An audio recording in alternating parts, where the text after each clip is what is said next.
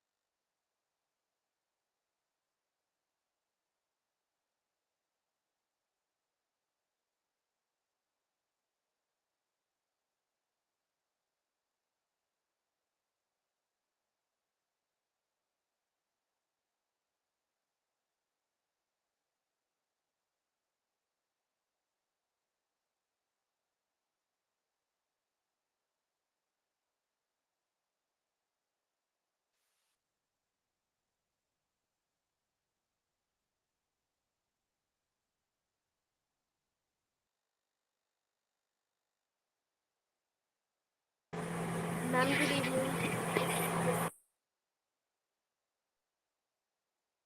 इस संडे जो टेस्ट हुआ था कैपेसिटर का, कैसा हुआ बच्चे? बढ़िया। Good evening ma'am. बढ़िया हो गया। Good evening. बस सबका अच्छा हो 20 गया। मार्क्स देते हैं मैम, बस 20 मार्क्स देते हैं। सही गया मनीष बहुत। क्या कह रहा है, 20 मार्क्स का हुआ कि 20 मार्क्स का रह गया? 20 मार्क्स का रह गया मेरा, मतलब 20 मार्क्स कट गए मेरे। कट गए। और अंशिका तुम्हारा? मैम मेरे 71 मार्क्स हैं 100 में। दीपांशी? मैम मेरे 140 आए थे 200 में से। 140 की लाइन में थे, कुछ याद नहीं है। ठीक है। नंदिनी, मैम कैसा मेरे लगा फिजिक्स का एग्जाम मैम कैपेसिटर? आपने ओनली फिजिक्स के पूछे ना? कौन सी वाली फिजिक्स के? हाँ, मैंने सिर्फ फिजिक्स का पूछा है। मैम मेरे फिजिक्स में 80 आए हैं। ठीक है, मनीष के 80 आए हैं। नंदिनी, फिजिक्स का एग्जाम कैसा लगा? मैम ठीक नहीं गया मैम। मैंने देखा था, पेपर बहुत इजी था, है ना? Good evening ma'am. Yes ma'am, सही था। Good evening Amit. कहते हैं मुझे तो ज्यादा इजी लगा, कि बहुत ही ज्यादा इजी पेपर बना दिया, क्योंकि उसमें असर्शन रीजनिंग के क्वेश्चन, थ्योरी के क्वेश्चन बहुत ज्यादा थे।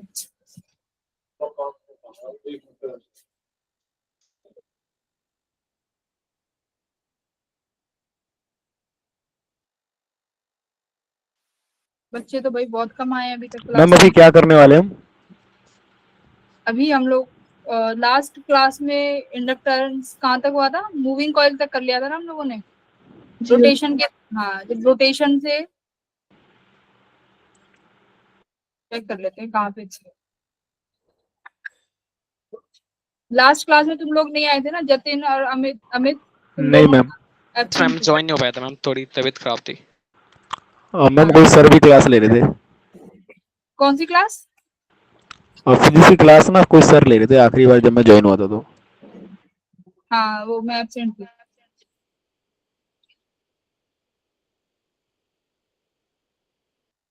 देखो, नेक्स्ट जो लास्ट क्लासेस हुई है ना, जिन तुमने मिस करी है, जो सैटरडे वाली क्लास, वो सैटरडे वाली क्लास बहुत इंपॉर्टेंट थी, तुम लोगों को मिस नहीं करनी थी, क्योंकि मैंने सिर्फ और सिर्फ क्वेश्चंस कराए थे उस दिन, और काफी अच्छे अच्छे क्वेश्चंस थे। देखो, कुछ क्वेश्चंस कहाँ से थे, कि जब ईएमएफ इंड्यूस होती है रॉड में, ये वाला था जिसे हम मोशनल ईएमएफ बोलते हैं। ठीक है, तो ये इमोशनल ईएमएफ की वजह से हमने बहुत ढेर सारे क्वेश्चंस किए थे। उसके बाद हमने रोटेशन की वजह से, जब ईएमएफ इंड्यूस होती है, कि जब रॉड को क्या करते हैं, रोटेट कर रहे हैं ओमेगा वेलोसिटी से, उसकी वजह से जो ईएमएफ आती है, हमने उसकी वजह से क्वेश्चंस किए थे। दो क्वेश्चंस मैंने तुम्हें, ये वाला क्वेश्चन होमवर्क क्वेश्चन दिया था, हुआ ये क्वेश्चन एवरीवन? ये बहुत इंपॉर्टेंट क्वेश्चन है, इसको सॉल्व कर लेना। Okay ma'am. और ये देखो, ये उसी के क्वेश्चंस हैं। हाँ, आज हम लोग देखो क्या करेंगे, करने तुम्हें पढ़ा तो दिया ही है, बट कुछ बच्चों ने बोला था कि मैम एक बार रिवीजन क्लास ले लेना, कि रिवीजन हो जाए जिससे कि, तो वही है, आज हम लोग थोड़ा सा रिवीजन क्लास रखेंगे, ठीक है? Okay ma'am. जिस जो अभी तक सर ने पढ़ाया है उसका, और थोड़े बहुत क्वेश्चंस भी करेंगे। आज तो नया टॉपिक स्टार्ट करेंगे ना? हाँ, नया टॉपिक स्टार्ट होगा, बट शायद ये बच्चे बताएंगे। सर ने करा दिया था ना मेरी वेबसाइट पे ये topic, rotation of coil in uniform magnetic field. जी मैम। हाँ ठीक है, तो सर ने करा दिया था, तो बस हम लोग रिवीजन रखेंगे और क्वेश्चंस करेंगे। ठीक है सर। तो देखो इसमें क्या है कि जब भी एक कॉइल को क्या करा है, मान लीजिए आपके पास कोई भी एक कॉइल है और आपने उसको यूनिफॉर्म मैग्नेटिक फील्ड में रखा। यूनिफॉर्म मैग्नेटिक फील्ड में रखने के बाद क्या होगा, वो उस पर फोर्स लगेगा और जो वो कॉइल है वो ओमेगा वेलोसिटी से क्या करेगी, मूव करेगी। ठीक है, जब वो ओमेगा वेलोसिटी से मूव करेगी तो देयर इज कोई एक एंगल बनेगा थीटा, किस किस के बीच में, plane of the coil and the direction of the magnetic field, कि जिस डायरेक्शन में मैग्नेटिक फील्ड है और जब कॉइल रोटेट करेगी तो एक एंगल थीटा बनेगा, जिसकी वजह से क्या होगा, the magnetic flux passing through the coil depends upon the orientation of the plane. अब फ्लक्स किस किस के बीच में डिपेंड करती है, सिंपल सी बात है, मैग्नेटिक फील्ड और एरिया। जब वो रोटेट करेगा तो इन दोनों के बीच का जो एंगल है वो भी चेंज होगा, जिसकी वजह से जो फ्लक्स पास करेगी कॉइल से वो भी क्या होगी, चेंज होगी टाइम के साथ। तो देखो कैसे चेंज होगी, जब अगर ये ओमेगा वेलोसिटी से घूम रही होगी तो इसमें चेंज होगा थीटा का, वो कितने टाइम पे होगा, टी टाइम पे। मान लो अगर वो ओमेगा वेलोसिटी से घूम रहा है, अब मुझे टी टाइम पे निकालना है कि उसने कितना डिस्प्लेसमेंट किया, तो उसका डिस्प्लेसमेंट कितना आएगा, ओमेगा टी। ठीक है, तो यही किया है। अब आपका किसी भी टी टाइम पे जो थीटा आएगा वो कितना आ जाएगा, बी ए कॉस ओमेगा टी। ये तुम्हारा क्या आएगा, एक फ्लक्स आएगा, बी ए कॉस ओमेगा टी, ये तुम्हारा फ्लक्स आ गया। ठीक है, अब देखो मान लीजिए कि आपके पास जो कॉइल है उसमें नंबर ऑफ टर्न हमारे एक की जगह कई है। ठीक है, तो अगर नंबर ऑफ टर्न हमारे पास मान लो सपोज करो n है, आपको क्या करना है, इसी फ्लक्स में कुछ नहीं करना, n से मल्टीप्लाई कर देना है। हमारी फ्लक्स कितनी हो गई, NBA cos ओमेगा टी। ठीक है, ये अभी तुम्हारी फ्लक्स आई है। अब flux depend upon time t, और जो फ्लक्स है टाइम के साथ चेंज हो रही है, क्योंकि तुम्हारा ये थीटा है जो ये चेंज होगा टाइम के साथ साथ। बिल्कुल, अगर टाइम के साथ थीटा चेंज हो रहा है that means your flux is also changing with respect to time. कितना चेंज हो जाएगा, इसका इंटीग्रेशन, इसका क्या करोगे, डिफरेंशिएशन करोगे। cos ओमेगा टी का डिफरेंशिएशन किया, क्या मिल गया तुम्हें, sin ओमेगा टी एज। ठीक है, माइनस साइन, माइनस क्या दिखा रहा है, direction. According to Faraday laws the EMF induced in the coil, EMF कितनी आई है इसमें, n omega sin omega T, ये तुम्हारी ईएमएफ आई है। समझो अब जब मैं एसी वो है ना, एसी जनरेटर है, उसको जब कराएंगे तो मैं तुम्हें वो पूरा डिटेल में नहीं कराऊंगी, क्योंकि एसी जनरेटर में भी इसी तरीके का ही एक सेम यही केस है, उसमें भी क्या होती है, कॉइल रोटेट करती है, सेम यही केस है, बस वहां पे थोड़ी सी थ्योरी का चेंज आएगा, बट जो न्यूमेरिकल है और जो कॉन्सेप्ट क्वेश्चन है ये सेम यही है, क्योंकि उसमें भी कॉइल क्या होगी, मैग्नेटिक फील्ड के साथ साथ रोटेट होगी। ठीक है, अब यहाँ पे देखो क्या बोल रहा है कि आपके पास जो फ्लक्स, जो ईएमएफ इंड्यूस्ड हुई है वो मैक्सिमम किस केस में आएगी, ईएमएफ इंड्यूस्ड किस केस में मैक्सिमम होगी, तो B N omega is the maximum value. क्यों, जब आपका साइन ओमेगा टी की वैल्यू कितनी हो जानी चाहिए, 1। तो इस केस में तुम्हारी मैग्नेटिक फ्लक्स, सॉरी, जो तुम्हारा ईएमएफ इंड्यूस्ड होगा इस कॉइल में वो कितना आएगा, ये मैक्सिमम आने वाला है। ठीक है, इफ द टोटल रेजिस्टेंस, अब देखो इसने बोला है कि कॉइल है, इस कॉइल में ईएमएफ इंड्यूस हो गई, ईएमएफ इंड्यूस होने के बाद क्या मिल जाता है, इंड्यूस्ड करंट मिलेगा। उसके लिए सिर्फ क्या करना पड़ता है, डिवाइडेड बाय रेजिस्टेंस करना पड़ता है, राइट। वो तुम्हारा क्या हो जाएगा, यही तुम्हारा क्या है, करंट है, इंड्यूस्ड करंट। और इसी करंट, यही करंट बच्चों किसकी फॉर्म में आया है, एसी की फॉर्म में आया है, राइट। आगे जब एसी जनरेटर पढ़ोगे उसमें इसी तरीके से जो इंड्यूस्ड करंट होगा वो किस फॉर्म में आएगा, तुम्हारा एसी की फॉर्म में आएगा। अब देखो फैराडे लॉज की ये तुमने निकाल लिया, मैं ये आई नॉट साइन ओमेगा टी तुम्हारा यहाँ तक आ गया। ठीक है, अब तुम्हारा मैक्सिमम करंट कितना है सर्किट में, ई नॉट बाय आर, ये क्या है, maximum value of the current. E not क्या है मुझे बताओ, what is E not, E not कौन सी वैल्यू है, जो मैक्सिमम यहाँ पे लिखा है मैंने, ये तो ये है आई नॉट, जो है ये मैक्सिमम कब होगा, जब ईएमएफ इंड्यूस्ड मैक्सिमम होगी। ठीक है, आई नॉट क्या है आपका, मैक्सिमम इंड्यूस्ड करंट। और ये कब मैक्सिमम होगा? जब ईएमएफ इंड्यूस्ड मैक्सिमम होगी। और ईएमएफ इंड्यूस्ड मैक्सिमम कब होगी? जब BAN ओमेगा होगा, साइन ओमेगा टी 1 होगा। ठीक है, तो ई नॉट की वैल्यू ये है। अब देखो, अब क्या है, जो तुम्हारा फ्लक्स है वो क्या है, उस कॉइल के साथ लिंक्ड है ना।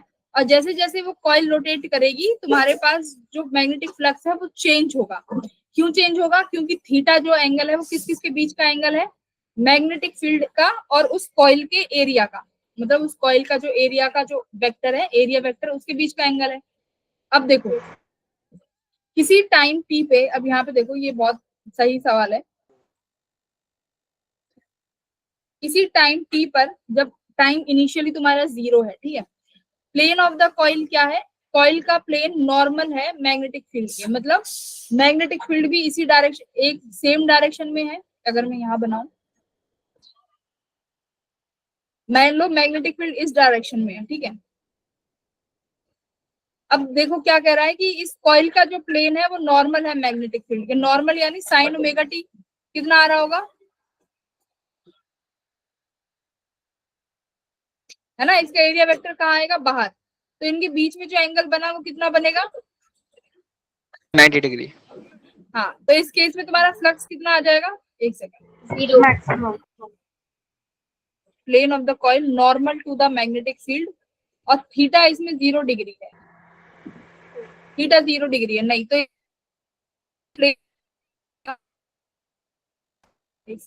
मैम आपकी वॉइस ब्रेक हो रही है। वॉइस डिले हो रही है। मैम ब्रेक हो गई। हाँ, देखो इसमें क्या हुआ, मैग्नेटिक फ्लक्स कितना आ गया? मैक्सिमम आ गया। ठीक है, इस केस में मैग्नेटिक फ्लक्स मैक्सिमम है। और ईएमएफ कब इंड्यूस होती है? जब हमारे पास कोई चेंज हो। जब मैग्नेटिक फ्लक्स कितना है? NBA आ गया, यानी मैक्सिमम वैल्यू आ गई। तो अभी इस केस में ईएमएफ जो इंड्यूस हुई है वो कितनी आ गई? 0। क्यों? d∅dt करोगे तो मुझे क्या मिलेगा? 0 वैल्यू मिलेगी। इसका मतलब क्या है कि जो फ्लक्स है वो अपने मैक्सिमम अमाउंट तक पहुंच चुकी है, कि इससे ज्यादा फ्लक्स नहीं होगा। जब एक बार फ्लक्स मैक्सिमम हो गया और फ्लक्स चेंज भी नहीं कर रहा है, उस केस में जो ईएमएफ इंड्यूस होगी वो कितनी आ जाएगी? 0 हो गई। 0। अब देखा, अब किसी टाइम में क्या हुआ, कॉइल जो है पैरेलल हो गई मैग्नेटिक फील्ड की। ठीक है, प्लेन ऑफ द कॉइल, जो कॉइल का जो प्लेन है वो पैरेलल है मैग्नेटिक फील्ड के। इस केस में थीटा तुम्हारा कितना हुआ? 90 डिग्री बना। इस केस में फ्लक्स क्या हो जाएगा? Sign omega T. कहाँ गया तुम्हारा ये रहा फ्लक्स? Sign omega T. तो साइन ओमेगा टी कितना हो जाएगा? अच्छा, मैग्नेटिक फ्लक्स में तो कॉस है ना, एक सेकेंड, ये ईएमएफ है और फ्लक्स कितना था? BAN cos omega T, right. ये था flux, this is your flux. हाँ, अगर अब ये एंगल 90 डिग्री है तो तुम्हारा फ्लक्स कितना आ जाएगा यहाँ से? 0। हाँ, फ्लक्स 0 हो गया। वही इस केस में ईएमएफ कितनी हो गई? मैक्सिमम। अब ये क्यों हुआ? सुनो, ये क्यों हुआ? T0 पे तुम्हारे पास टाइम 0 था, तो अभी तुम्हारे पास फ्लक्स मैक्सिमम है। ठीक है, फ्लक्स मैक्सिमम है, तो इंड्यूस्ड ईएमएफ अभी आई नहीं क्योंकि चेंज नहीं हुआ। अब जैसे टाइम 0 से अब तुम्हारी जो ये कॉइल है ये मूव करती हुई जाएगी, तो क्या चेंज होगा? फ्लक्स चेंज हुआ। थीटा। फ्लक्स चेंज हुआ ना, कितना चेंज हुआ? देखो, मैक्सिमम से कितना आ गया फ्लक्स? 0।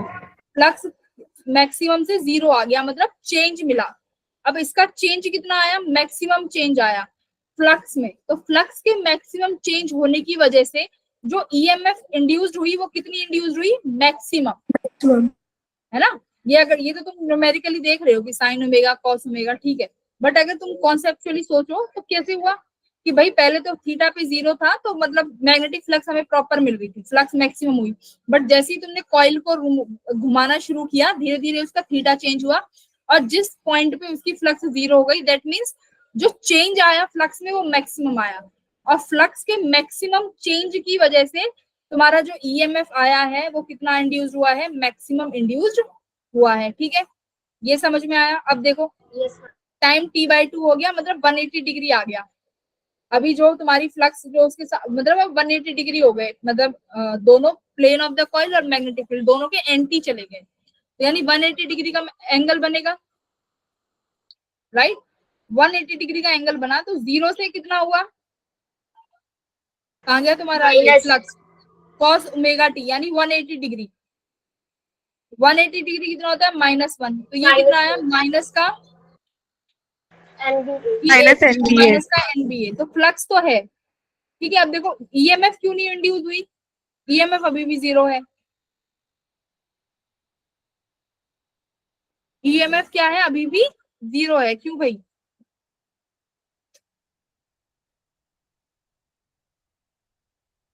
क्यों हुआ ऐसा? अब ये केस तो तुम समझ जाओगे। अब एनबीए से दोबारा 0 हुआ तो ये 0 से फिर क्या हो गया? नेगेटिव में चला गया, ठीक है। मतलब चेंज हो गई इंड्यूस ईएमएफ, पर डायरेक्शन अलग आई। यहाँ पे देखो इस केस में तुम्हारा ईएमएफ ही 0 है। क्यों? पर चेंज तो हुआ है, फ्लक्स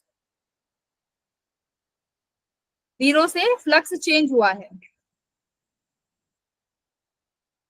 पर मैम एक बार फिर किसके? से बता दीजिए मैम, समझ में नहीं आ रहा। हाँ? एक बार फिर से बता दीजिए, समझ में नहीं आया जरा। देखो मैं क्या कह रही हूँ, पहला और दूसरा केस तो क्लियर है ना। तीसरा केस Yes, देखो, जब ma'am. T/2 पे हुआ, T/2 पे जब आप लोग गए, जब कॉइल क्या हो गई? उसके एंटी पैरेलल हो गई, यानी 180 डिग्री का एंगल बना रही है। तो फ्लक्स तो ठीक है, बाय फॉर्मूला माइनस एनबीए आ जाएगा, और इंड्यूस्ड ईएमएफ कितना आ जाएगा? By formula 180। ये 0 आ गया क्योंकि cos 180 0 हो गया। पर एक चीज देखो, फ्लक्स तो चेंज हुआ है ना 0 से नेगेटिव में। फ्लक्स तो चेंज हुआ है, d∅dt 0 से एनबीए गया है। पर इंड्यूस्ड ईएमएफ इस केस में कितना आया है? 0। क्यों? क्योंकि थीटा 180 पे चला। हाँ क्या कह रहे हो? मैम T2 T/2 एंगल तो 180 बना रहा था इसलिए फ्लक्स। फ्लक्स क्या बना रहा है? हम वो कह रही है cos 180 डिग्री हो रहा है तो इसलिए हो रहा है। हाँ हाँ, cos 180 तो है। यस मैम ऑपोजिट डायरेक्शन में है इसलिए। मैग्नेटिक फील्ड और कॉइल, मैग्नेटिक फील्ड और कॉइल का जो नॉर्मल वेक्टर है वो अपोजिट डायरेक्शन में है। मान लो कॉइल इस डायरेक्शन में है,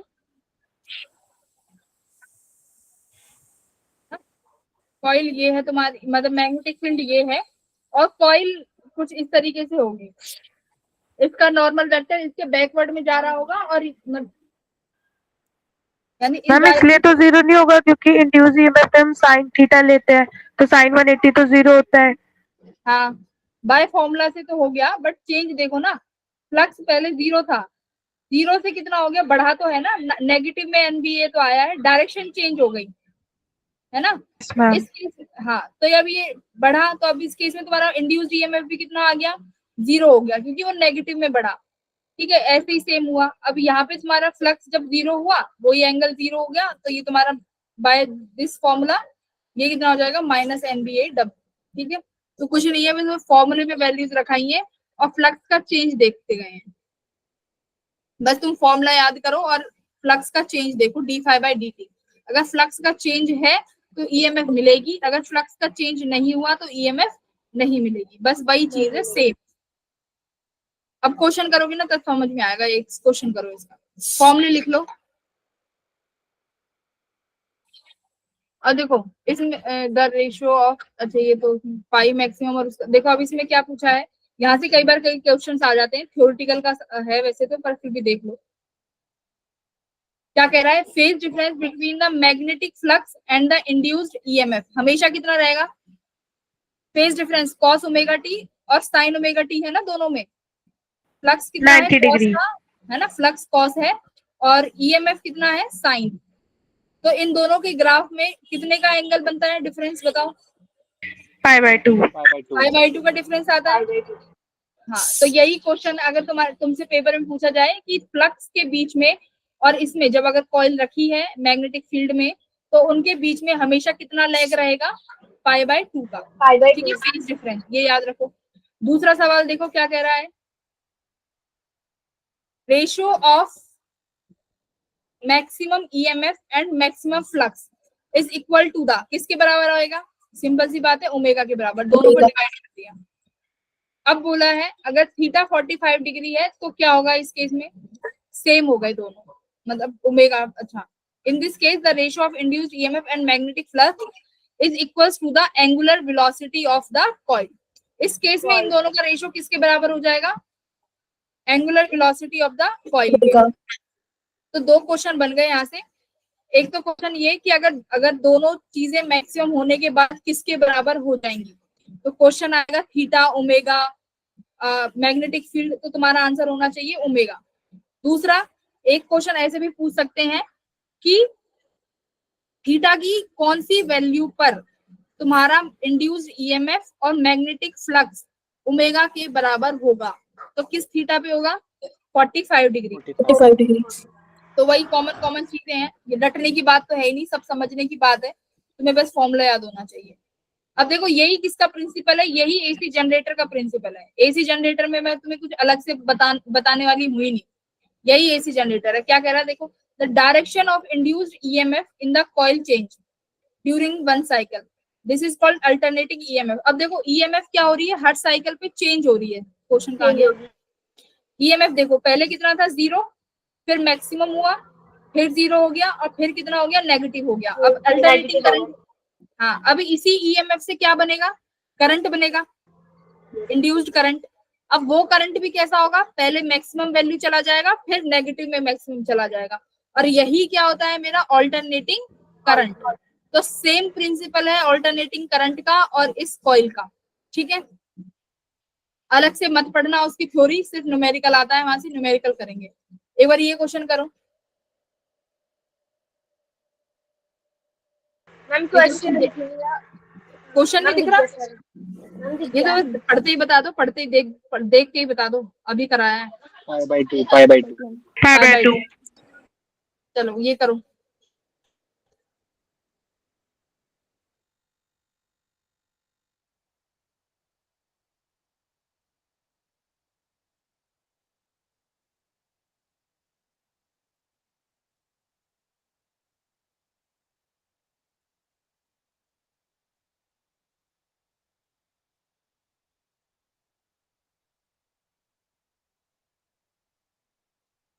जो बच्चे लास्ट क्लास में एब्सेंट थे और उन्होंने लास्ट न्यूमेरिकल जो नहीं किए हैं वो जरूर कर लेना। Third option. थर्ड आ रहा है? Yes ma'am. थर्ड तो गलत आ रहा है तुम्हारा। क्या कह रहा है? एक कॉइल है जिसके 20 टर्न्स है, एरिया भी गिवन है, ठीक है? If the plane of the coil makes an angle of 60 degree with the direction of magnetic field, ठीक है? 60 डिग्री एंगल बना रही है किससे? मैग्नेटिक सेकंड ऑप्शन है। सेकंड ऑप्शन है। हाँ भाई, सेकंड किसका आ गया? Very good. Find the magnetic flux associated with the coil. तो फ्लक्स का फॉर्मूला भी क्या डिराइव किया है हमने? Ma'am VAN cos omega t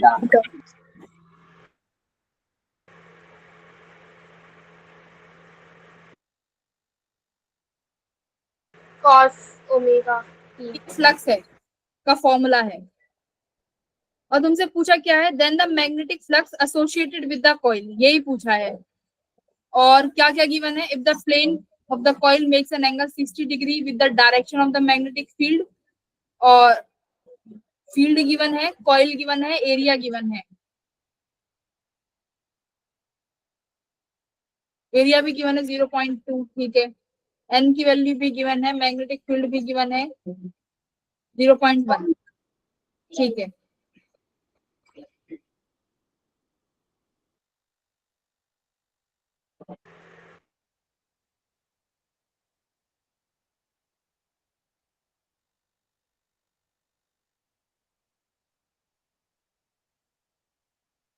ठीक है, अब देखो यहाँ पे तुम्हें जो ये थीटा गिवन है ये कौन सा है? If the plane of the coil makes an angle 60 degree.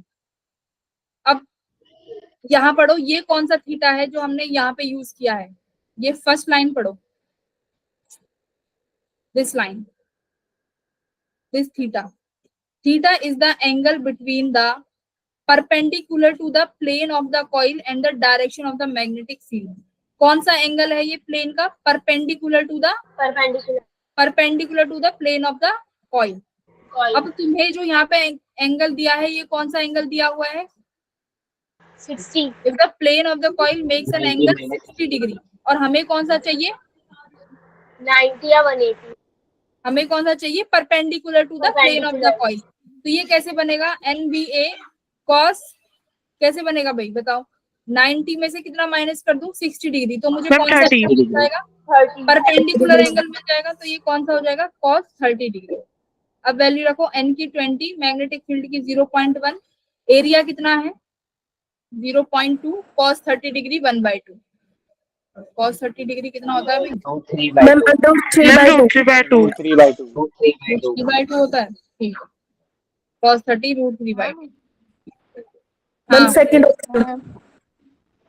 Second option. √3 कितना हो Second गया है, आ रहा 1.73 मल्टीप्लाई बाय 0.2, ठीक है, तो क्या आंसर आ गया तुम्हारा सेकंड। तो देखो कितनी छोटी सी चीज थी, बस थीटा याद रखना था। वही थीटा क्या था, वो एंगल जो कॉइल के प्लेन का परपेंडिकुलर है, किसके साथ, with the direction of magnetic field.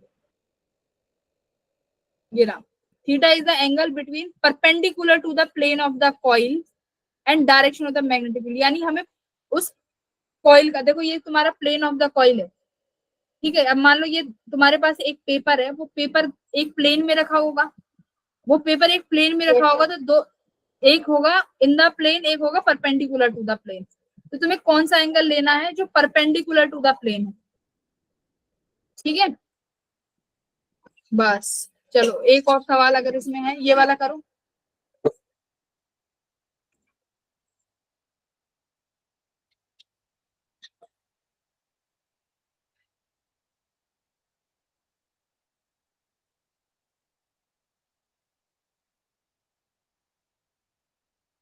एक ring rotates with velocity omega about an axis, एक एक्सिस तुम्हें दी हुई है, वो ओमेगा के अबाउट घूम रही है वहां से, विच पासिस थ्रू द, वो सेंटर ऑफ द रिंग से पास कर रही है।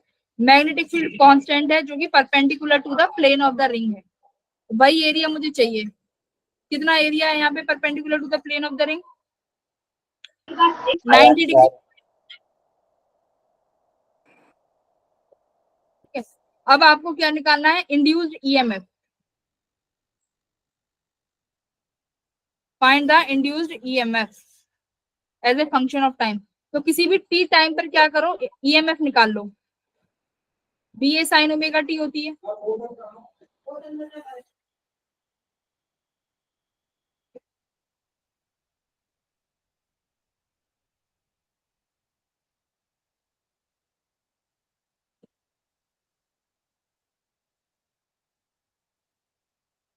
निकालो,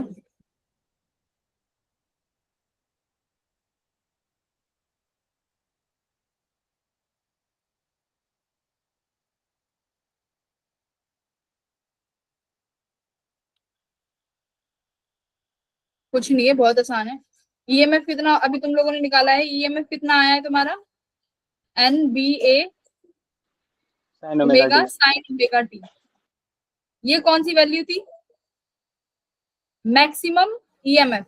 तो किसी भी टी टाइम पे अगर ईएमएफ चाहिएगी तो क्या करोगे, मैक्सिमम ईएमएफ को ई नॉट लिख दो, और ये क्या हो गया, साइन ओमेगा टी। तो यही है तुम्हारा ईएमएफ का टाइम के साथ रिलेशन, ठीक है। किसी भी टी टाइम पर मैग्नेटिक फील्ड तुम यहाँ से सॉल्व कर सकते हो। अब देखो सेल्फ इंडक्शन क्या होगा, जो मैंने तुम लोगों को स्टार्टिंग में पढ़ाया था वो सारा सेल्फ इंडक्शन था। फटाफट फटाफट देखेंगे कि मान लो कोई भी तुम्हारे पास एक ये रिंग है, और इस रिंग में कोई मैग्नेटिक फील्ड बी है, इस मैग्नेटिक फील्ड में तुम्हारा ये रिंग रखा है। अगर मैं मैग्नेटिक फील्ड को चेंज करती हूँ, या इंक्रीज करूं या डिक्रीज करूं, मैंने इस मैग्नेटिक फील्ड को चेंज होने पे ही क्या क्या इंड्यूस कर दिया था, फ्लक्स चेंज होगा, जिसकी वजह से क्या क्या बनेगा तुम्हारा, क्या बनेगा, इंड्यूस्ड ईएमएफ। तो अब इस तरीके से जो ईएमएफ बनेगी उन्हीं को क्या बोलते हैं, इंड्यूस्ड ईएमएफ, जो कि सिर्फ अपने आप ही प्रोड्यूस हो जाए। Self induction is the induction in a coil due to its own current change, यानी उसके खुद के करंट के चेंज होने की वजह से ही अगर ईएमएफ बन रही है, तो उस तरीके की इंडक्शन को क्या बोलेंगे, सेल्फ इंडक्शन। मतलब कि हमने किसी और कॉइल की वजह से या किसी और सोलिनॉइड की वजह से हमने फील्ड को जनरेट नहीं किया, सॉरी फ्लक्स को जनरेट नहीं किया, सिर्फ और सिर्फ क्या किया, इसी की जो आई की वैल्यू है उसी को ही क्या किया, इंक्रीज और डिक्रीज किया। इसकी आई की वैल्यू को चेंज करने से क्या चेंज हो जाएगा, फील्ड चेंज होगा। देखो आई चेंज किया, उसकी वजह से मैग्नेटिक फील्ड चेंज हुआ, मैग्नेटिक फील्ड की वजह से क्या चेंज हुआ, फ्लक्स, और फ्लक्स के चेंज होने से क्या जनरेट होगा, ईएमएफ। EMF। तो इस तरीके की जो तुम्हारी इंडक्शन होंगी उसको क्या बोलेंगे, सेल्फ इंडक्शन, कि हमें किसी और चीज की आवश्यकता नहीं पड़ रही, उस कॉइल ने अपना करंट इंक्रीज किया, उस कॉइल का ही करंट डिक्रीज हुआ, और उसी कॉइल में क्या मिल गई मुझे, एक इंडक्शन मिल गई, इंड्यूस्ड करंट मिल गया। अब ये इंड्यूस्ड करंट बच्चों बताओ किसके कारण पैदा हुआ है, अगर मैं ये बोलूं कि ये फ्लक्स जो पैदा हुई है ये किसके कारण पैदा हुई है, मैग्नेटिक। हाँ ये डायरेक्टली प्रोपोर्शनल है करंट के, जितना करंट बढ़ाओगे उतना तुम्हारा फील्ड बढ़ेगा, और उतना ही फील्ड के बढ़ने से जो फ्लक्स है वो बढ़ेगी, राइट। फ्लक्स किसके बराबर होती है, VA। करंट बढ़ाऊंगी तो सिंपल सी बात है फ्लक्स भी, ये मैग्नेटिक फील्ड चेंज होगी, करेक्ट। हाँ तो अब ये डायरेक्टली प्रोपोर्शनल है। अब मैं फ्लक्स, इस डायरेक्टली प्रोपोर्शनल को हटा के एक साइन लगाना चाहती हूँ, L। L क्या है मेरा, बोलो क्या है, is called the coefficient of inductance, ठीक है। मैं इसलिए फास्ट इसलिए करा रही हूँ क्योंकि तुम लोग पढ़ चुके हो, बस हम लोग रिवीजन कर रहे हैं, 2-4 क्वेश्चंस और देखेंगे। तो L is the self induction या इंडक्टेंस, ठीक है, किसी भी कॉइल का क्या बोलेंगे इसको, दिस इज द इंडक्टेंस। और इंडक्टेंस किस पे डिपेंड करेगा, सिर्फ और सिर्फ ज्योमेट्री पे। L is depend only on geometry.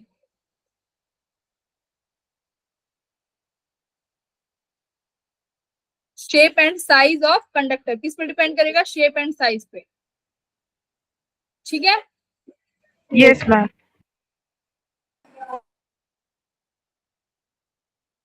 अभी तक जो पढ़ते आए हो सेल्फ इंडक्टेंस वही है। अब देखो तुम्हारा फ्लक्स आ गया, अगर इसी फॉर्मूले से तुमसे पूछा जाए इंड्यूस्ड ईएमएफ, तो देखो फ्लक्स का क्या होता है, ईएमएफ क्या होती है, d∅dt।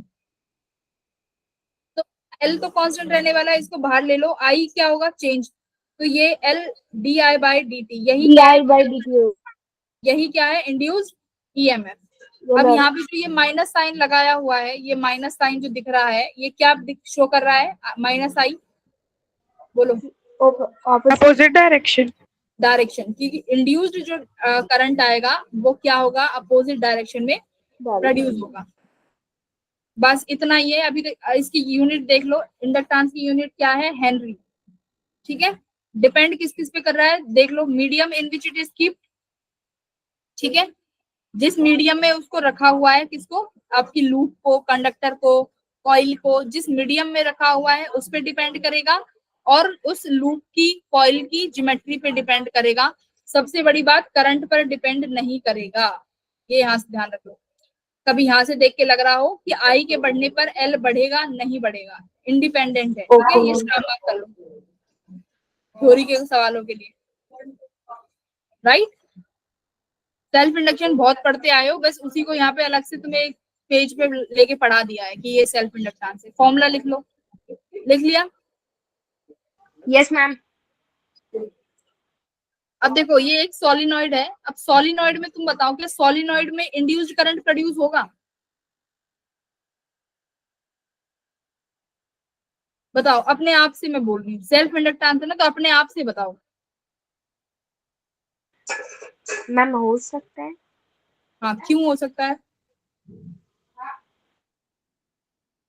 मैम क्योंकि उसमें करंट फ्लो करता है जिससे मैम वो मैग्नेटिक फ्लक्स बनता है।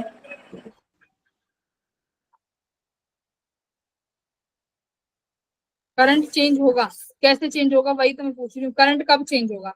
जैसे ये सोलिनॉइड है, ठीक है, ये सोलिनॉइड है, अब मुझे बताओ इसमें कैसे करंट चेंज होगा। अभी मान लो अभी इसमें कोई करंट नहीं है, ठीक है, जैसे ही अभी जीरो करंट है, जैसे ही तुमने इसमें करंट दिया, ठीक है, कोई बैटरी से कनेक्ट किया, और जैसे इसमें करंट फ्लो करेगा आई, देखो करंट जीरो से कहाँ पहुंच गया, आई पहुंच गया। तो उस ड्यूरेशन ऑफ टाइम में करंट चेंज हुआ ना, there is a change in the current. तो करंट के चेंज होने पे उस टाइम पे क्या होगा, जो भी है आपकी फ्लक्स चेंज होगा, फ्लक्स के चेंज होने से ईएमएफ इंड्यूस होगा और उसी की वजह से करंट इंड्यूस होगा, जिसे बोलेंगे हम इंड्यूस्ड करंट। यहाँ पे एक और इम्पोर्टेंट कॉन्सेप्ट आता है, पता नहीं मुझे यहाँ इंट्रोड्यूस करना चाहिए या नहीं, अभी यहाँ पे नहीं करते हैं, अगले उसमें करेंगे। तो ईएमएफ इंड्यूस हुई और उसकी वजह से इंड्यूस करंट हुआ। अब वही पूछा है कि कितना करंट यहाँ पे इंड्यूस होगा, उसकी वैल्यू बताओ। अब देखो वो यहीं पे लिखा हुआ है कि मान लो ये सोलिनॉइड है जिसका वॉल्यूम V है और उसमें number of turns per unit length कितना है N। मैंने तो मुझे सोलिनॉइड कराया था तो पहले बताया था, स्मॉल n क्या होता है, number of turns per unit length. जो फॉर्मूले में जो यूज होता है ना उसमें तो क्या होता है, स्मॉल n यूज करते हैं और उसको क्या लिखते हैं, number of turns per unit length. अब मान लो इसमें सोलिनॉइड में I करंट फ्लो कर रहा है, मैग्नेटिक फील्ड कितनी होती है बताओ, ड्राइव कराई है मैंने सोलिनॉइड में, बोलो। सोलिनॉइड की मैग्नेटिक फील्ड ड्राइव कराइए ना,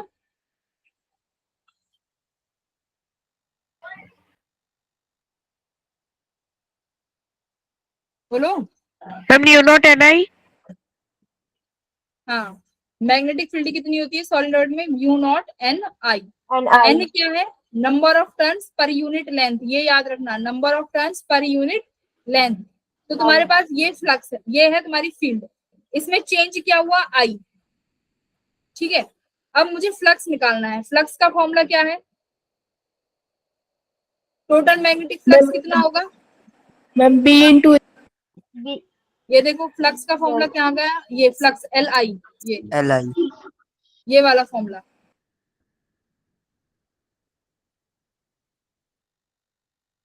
टोटल फ्लक्स देखो कितना आया यहाँ पे, mu naught N, total flux कितना होगा, एन फाई। फाई की वैल्यू कितनी होती है, बी ए। ठीक है, रुको, फ्लक्स लिखी है, अगर एन कॉइल है तो फ्लक्स कितना हो जाएगा, N times of single coil. ठीक है, अगर मान लो सिंगल कॉइल में फ्लक्स फाई है, एन कॉइल्स में कितनी फ्लक्स हो जाएगी, एन फाई। बस वही किया है। ठीक है, फ्लक्स निकाल रहे हैं इस सॉलिनॉइड की, सुनो ध्यान से सुनो, फ्लक्स निकाल रही हूँ, सिर्फ इस कॉइल का मुझे फ्लक्स निकालना है कितना है। अब एक कॉइल में फ्लक्स मैंने माना फाई है, अब सॉलिनॉइड में कितनी कॉइल्स होंगी भाई, बहुत सारे कॉइल्स होंगे। मान लो कितने कॉइल्स हैं, एन कॉइल्स हैं, तो टोटल फ्लक्स कितना हो जाएगा, एन फाई। ठीक है, तो ये टोटल फ्लक्स है, फाई टोटल। एन की value as it is, flux किसके बराबर होता है, बी ए।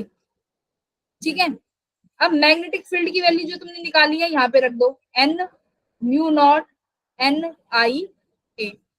बोलो, इतना कर दिया। अब Yes, क्या ma'am. करेंगे, इस कैपिटल एन को क्या लिखो, इस कैपिटल एन को इस फॉर्मूले से देखो क्या हो जाएगा, स्मॉल एन इंटू एल। तो mu naught N square I A L, ये क्या आई, टोटल फ्लक्स आई। ठीक है, this is the total flux. अब देखो ए इंटू एल को क्या लिख सकते हो, Volume. वॉल्यूम। यही फ्लक्स क्या हो गई, mu naught N square I V, volume. ये है तुम्हारी फ्लक्स, टोटल फ्लक्स, जो अभी इस क्या बोलते हैं सोलिनॉइड में अभी है। अब इस फ्लक्स की वजह से, इस फ्लक्स की वजह से मुझे आप बताइए क्या ईएमएफ या एल, ये क्या निकाला है इन्होंने, इंडक्टेंस निकाला है। इंडक्टेंस बताओ कितना आना चाहिए। फ्लक्स आ गया भाई, फ्लक्स को किसके बराबर रख देंगे, एल आई के बराबर। Yes ma'am, ma'am phi upon I। हाँ, फ्लक्स को लिखो एल आई, इसको यस मैम, इक्वेट करो, फ्लक्स को एल आई लिखो, mu naught N square I V equals to L I. ठीक है, आई से आई कैंसिल हो गया। Mu naught square V equals to L। हाँ, तो ये तुम्हारा क्या आ गया, इंडक्टेंस की वैल्यू आ गई कितना, mu naught N square N square V। तो ये तुम्हारा इंडक्टेंस आ गया। बस यही था। ठीक है, दूसरे और टर्म्स में भी लिखा हुआ है, देखो और टर्म्स में भी है। अगर फ्लक्स काउंट करना है तो फ्लक्स को इन्होंने सिंपल उसमें एरिया की वैल्यू लिख दी, फिर उसको 5/I कर दिया तो I कैंसिल हो गया। मैम वहाँ पे एरिया भी आएगा, एरिया में नहीं, A इंटू एल कर दिया ना, वो वॉल्यूम बना दिया मैंने। ये A इंटू एल वॉल्यूम बन तो गया। अगर वॉल्यूम की टर्म्स में नहीं लिखना है, वॉल्यूम की टर्म्स में नहीं लिखना है, तब पाई आर स्क्वायर करके लिखा हुआ है, वो तुम अपने आप अरेंज कर लोगे किस तरीके से करना है। मेन फॉर्मूला, हाँ, तो मेन फॉर्मूला क्या है, तुमने पहले फ्लक्स निकाली कि कितनी फ्लक्स लिंक कर रही है इस इंडक्टर से, सोलिनॉइड से, कितनी कर रही है। फ्लक्स का फॉर्मूला होता है B इंटू ए। n कॉइल्स है, n टर्न्स है, तो n से मल्टीप्लाई कर दिया, मैग्नेटिक फील्ड की वैल्यू रख दी, और यहाँ से तुमने क्या निकाल लिया, इंडक्टेंस निकाल दिया। ठीक है, पर यूनिट वॉल्यूम के लिए निकालोगे तो कितना आ जाएगा, L/V equals to mu naught n n²। बस इतना ही है। ये इंडक्टेंस, सेल्फ इंडक्टेंस, ये सब तुम पढ़ चुके हो। अगर तुम्हें ईएमएफ निकालनी आती है, फ्लक्स का फॉर्मूला BA पता है, और मैग्नेटिक फील्ड अब तक जो पढ़ते आए हो, स्ट्रेट लाइन, कॉइल और सोलिनॉइड, इन सबकी फ्लक्स मैग्नेटिक फील्ड पता है, तो तुम किसी क्वेश्चन को बिना सॉल्व करे नहीं रह पाओगे, सारे क्वेश्चन सॉल्व कर दोगे जितना पुराना पढ़ा हुआ है वो। ठीक है, अब ओके मैम।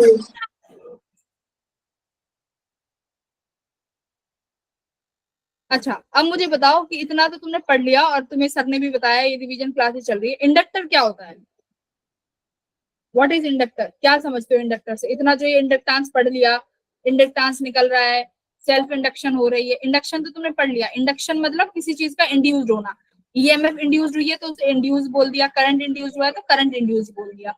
सेल्फ इंडक्शन मतलब खुद से किसी चीज का इंडक्शन होना, राइट। अब उस इंडक्शन से एक टर्म आई यहाँ पे, इंडक्टर। ठीक है, अब ये इंडक्टर क्या है, डिवाइस का नाम है इंडक्टर है। हाँ?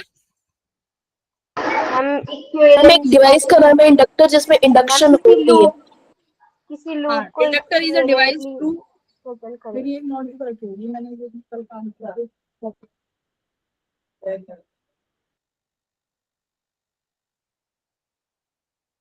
इंडक्टर एक डिवाइस है, बिल्कुल ठीक है, सोलिनॉइड की तरह लग रहा होगा देखने में तो। यस मैम, जी लूप, हाँ, तो वही है, इक्विवेलेंट लूप। वही है। जैसे इसमें इंडक्टर का काम क्या है, कुछ काम नहीं है इंडक्टर का, बस क्या करना है, जैसी करंट तुम बढ़ाओगे, इंडक्टर का काम है उस करंट को अपोज करना। अभी तुमने ये सोलिनॉइड में पढ़ा है ना कि इंड्यूस्ड करंट आएगा, इंड्यूस्ड करंट का काम क्या है, लेंस लॉ की डायरेक्शन से अपोज करना। इंड्यूस्ड करंट क्या करेगा, अपोज करेगा। भाई अगर तुम्हारा करंट, ये ना वहां बैठ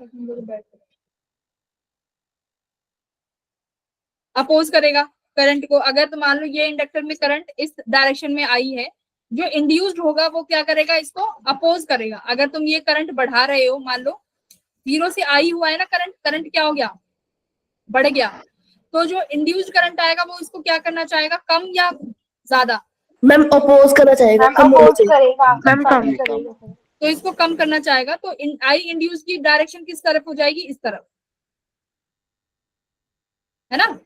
अब ये आई इंड्यूस को क्या करना चाह रहा है, कम करना चाह रहा है, तो डायरेक्शन वही होगी। अगर तुम बढ़ा रहे हो तो इंड्यूस को क्या कर देगा, इंड्यूस करंट किस डायरेक्शन में आएगा, उसको कम कर देगा।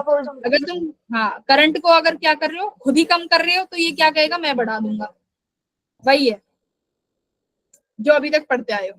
तो सिमिलरली हमने इंडक्टर को क्या बोल दिया, ऐसे ये सोलिनॉइड जिसमें बहुत सारी टर्न्स हैं, इसी को इंडक्टर बोल दिया।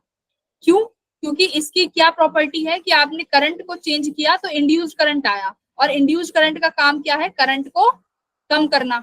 तो सिमिलरली इसमें क्या लिखा हुआ है, if the current is, plain paper की कॉपी है यार, plain, if current is in the inductor is increasing, यानी करंट क्या हो रहा है, इंक्रीज हो रहा है, तो इसका काम क्या है, डिक्रीज करने का। It will oppose the increase in current and hence it will oppose it to the current. If current I through the inductor is decreasing, the induced EMF will oppose the decrease in the current, hence will be in the direction of current. समझ में आया है क्या लिख रहा है? Yes, ma'am. Yes, ma'am. वही जो अभी चीज सेम मैंने तुम्हें समझाई है, वही है इंडक्टर का काम। कि अगर तुमने आई की वैल्यू बढ़ाई, आई तुमने इंक्रीज किया, मान लो इस डायरेक्शन में तो आई है, तो अब मुझे बताओ क्या करेगा? मैम कम हो इसको जाएगा opposite opposite डायरेक्शन इस डायरेक्शन में आएगा। Yes ma'am. अच्छा, अब देखो तुम आई की वैल्यू को कम कर रहे हो और ये इस मैम डायरेक्शन में सपोर्ट करना चाहेगा ma'am, same direction ma'am, same direction में सेम आएगा। Direction. Very good, same direction. तो बस वही बोला है इन्होंने, और कुछ नहीं बताया। ये काम है किसका? इंडक्टर का। ठीक है, अब देखो। अच्छा, अब तुम्हें देखना, इसी से आरएल सर्किट बना हुआ है। अब तुमने इंडक्टर पढ़ लिया ना, अब इसी से आरएल सर्किट बना हुआ है, तुम खुद ही बताओगे, मैं नहीं बताऊंगी। अच्छा, एक बात बताओ, जैसे ही करंट मान लो अभी 0 पे है, ठीक है, करंट इसी सर्किट, मान लो ये इंडक्टर को ना मैंने क्या किया, एक सर्किट से जोड़ दिया। सपोज करो ये इंडक्टर है और इस इंडक्टर को मैंने अभी एक सर्किट से जोड़ दिया, मतलब बैटरी भी तो लगानी पड़ेगी, ठीक है, बैटरी लगा दी, ठीक है, रेजिस्टेंस भी लगाना पड़ेगा, रेजिस्टेंस भी लगा देंगे, ठीक है, ये करा। इसका इंडक्टेंस है एल।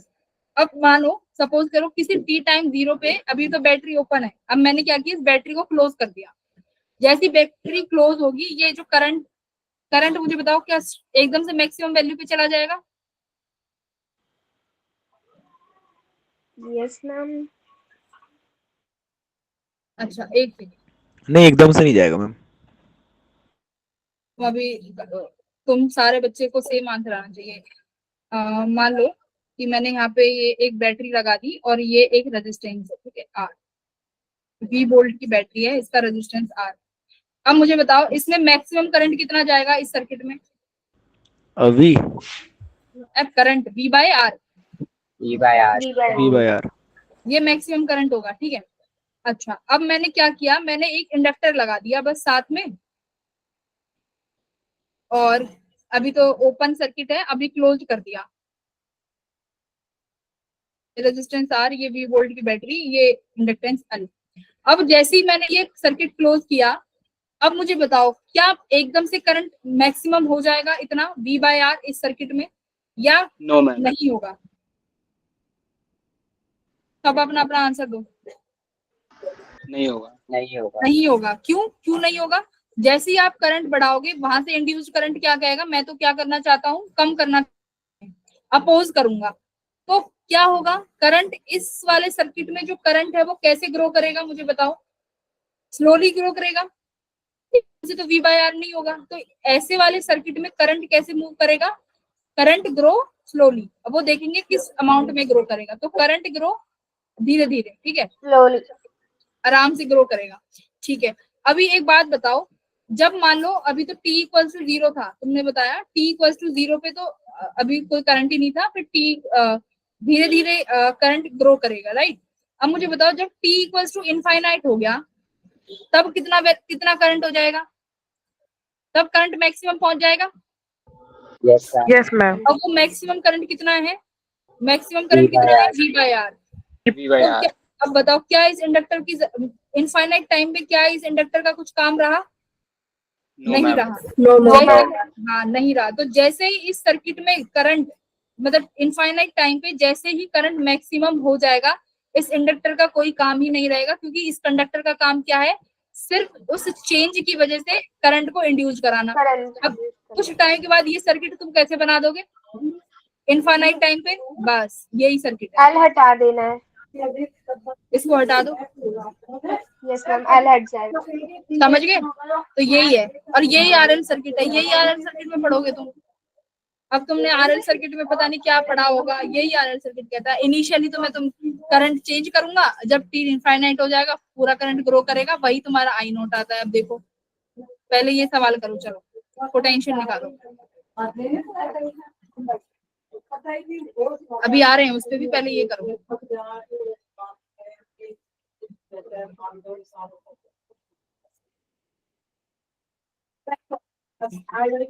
केवीएल लगाना है, केवीएल। अगर तुमने करंट कैपेसिटर उनके सब, हाँ। देखा लग रहा है मैम ये क्वेश्चन। मैम ये सर ने करा रखा है। अच्छा, सर ने करा दिया। देखा मैम ये क्वेश्चन।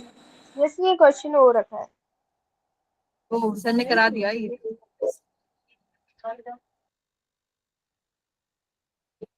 कोई नहीं, फिर भी कर दो। ये वाला देखना, ये भी कराया क्या सर ने? No no ma'am. Ma'am. No ma'am, ये नहीं करा। ठीक है, तो कोई बात नहीं, एक कॉमन क्वेश्चन हो गया। मैम इसका पहले का 9 है, दूसरे का 10 है, तीसरे का 8 है। क्या कह रहे हो? क्या कह रहे हो बच्चों? मैम फर्स्ट वाले में 9 आ रहे हैं। मैम 9 वोल्ट, 8 वोल्ट, 10 वोल्ट ऐसे 9 वोल्ट, 8 आंसर था वोल्ट, इसका। 10 वोल्ट। देखो तुमने तो रटे हुए हैं भाई, बहुत बहुत तेज हो रहे हो तुम। चलो ठीक है, कोई नहीं।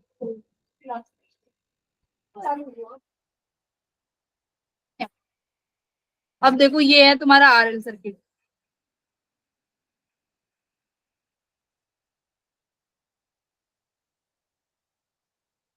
कौन बताएगा क्या है आरएल सर्किट में, क्या पढ़ा है तुमने?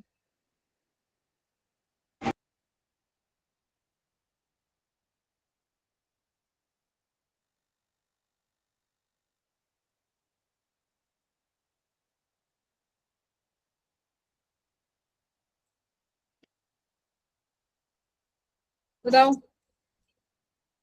मैं इतने एक आध क्वेश्चन ढूंढ लेती हूँ तुम्हारे लिए कुछ अच्छा सा। वैसे हैं बहुत सारे, ठीक है। आरएल सर्किट पढ़ा है तुम लोगों ने? बताओ मुझे, समझाओ। No ma'am. नो मैम, क्यों? पढ़ा तो है। मैम अभी जो पढ़ा ना इन्फिनिट वाला, हाँ वही, एलआर सर्किट।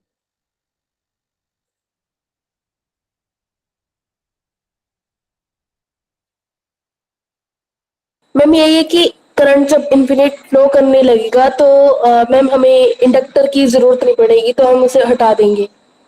हाँ, ये तो मैंने बता ही दिया। तो करंट, अब इसमें देखो ये क्या है, ग्रोथ ऑफ करंट है ना। करंट क्या करेगा? ग्रो करेगा। किस अमाउंट से करेगा, वही इसमें बताया हुआ है। तो देखो, जब इस सर्किट में तुम लोगों ने केवीएल लगाया,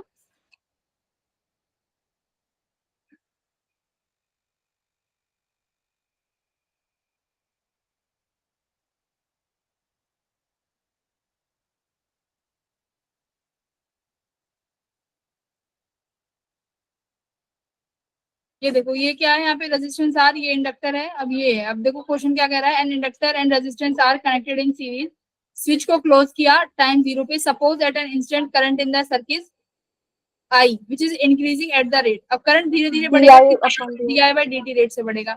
अब वही रेट हमें फाइंड करना है भाई, किस रेट से बढ़ेगा। ये तो अब तक तुम सबने देख लिया कि करंट धीरे धीरे बढ़ेगा। अब कैसे धीरे धीरे बढ़ेगा वो देखो। केवीएल लगाया, केवीएल सबको लगाना आता है। किसी भी डायरेक्शन में चल लो। ये किस डायरेक्शन में चले हैं, नेगेटिव टू पॉजिटिव, ठीक है, ये इस डायरेक्शन में चले गए। तो ये देखो नेगेटिव से पॉजिटिव, तो बैटरी को पॉजिटिव ई लिखा, करंट की डायरेक्शन में ही चल रहे हैं, तो ये इसके पास जो वोल्टेज आएगी वो कितनी आएगी, माइनस आई आर। और इसी डायरेक्शन में तुम्हारा ये करंट की डायरेक्शन में ही है, तो मतलब ये किस तरीके से होगा, पॉजिटिव नेगेटिव। और ये भी कैसे होगा, इंडक्टर भी ये वाला पॉइंट पॉजिटिव होगा और ये वाला पॉइंट नेगेटिव होगा। तो इंडक्टर में भी तुम कहाँ जा रहे हो, नेगेटिव की तरफ। भाई करंट कहाँ से कहाँ फ्लो करता है, high potential to low potential. Low potential. तो ये पॉइंट पॉजिटिव से नेगेटिव जा रहे हो, तो negative L D I by D T, ये तुमने लिख लिया। बाकी का जो अटरम सटरम जो सॉल्व करना है वो तुम मत करो, बेफालतू का काम है। तुम बस ये रिजल्ट याद करो। कितना रिजल्ट आया देखो, I equals to EMF by R. ये क्या है, मैक्सिमम करंट। देखो मैक्सिमम करंट में ये इंडक्टर हट गया ना, सिर्फ क्या बचा, ये वाली ईएमएफ और ये वाला आर। तो this is the maximum current of the circuit. अब ये करंट किस हिसाब से बढ़ेगा, 1 माइनस ई की power minus R by L T. अब ये टी क्या है, एक्सपोजर। ये देखो ये जो फॉर्मूले में लिखा हुआ है, 1 minus E minus R by L T.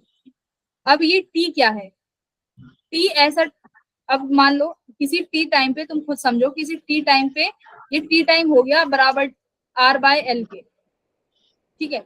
ये टी टाइम किसके बराबर हो गया, आर बाय एल के बराबर हो गया। जब ये टी आर बाय एल के बराबर हो जाएगा, सॉरी आर बाय एल नहीं, ई की पावर ये -1 आनी चाहिए, तो ई की पावर -1 कब आएगी, R by L multiply L by R, ठीक है। तो एल बाय आर के बराबर होगा। ठीक है, इसी को क्या बोलते हैं, टाउ बोलते हैं, इन्होंने उल्टा लिखा हुआ है यहाँ पे। हाँ, तो जब टी टाइम, किसी टी टाइम पे जो कि एल बाई आर के बराबर होगा, तो देखो ये वैल्यू किसके बराबर हो जाएगी, I equals to E by R 1 minus E to the power -1। ठीक है, ये हो गया। अब इसी टाइम को क्या बोलते हैं बच्चों, टाउ को बोलते हैं टाइम कांस्टेंट। और इलेक्ट्रेशन टाइम। अब देखो ई की पावर -1 की वैल्यू कितनी होती है, 0.37। ठीक है, अब जिस टाइम पर आपका टाइम, जिस टाइम पर तुम्हारा करंट मैक्सिमम वैल्यू के कितना हो जाए, 1 माइनस 0.37 करोगे तो कितना आएगा, 0.63। तो ये टाइम वो टाइम है जिस पर तुम्हारा करंट मैक्सिमम करंट के 63% हो जाए। ठीक है, उसको क्या बोलते हैं, time constant, L by R. तो टाइम कांस्टेंट क्या है, क्वांटिटी, ये लिख रहा द क्वांटिटी,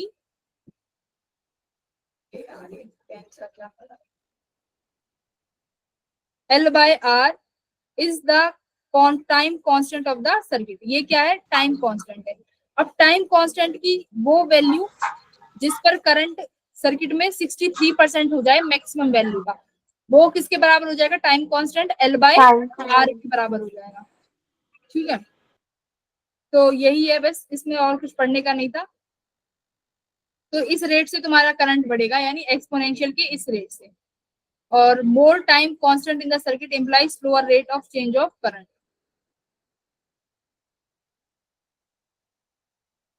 बोलो यहाँ तक किसी को कोई परेशानी, क्या हुआ है सवाल में?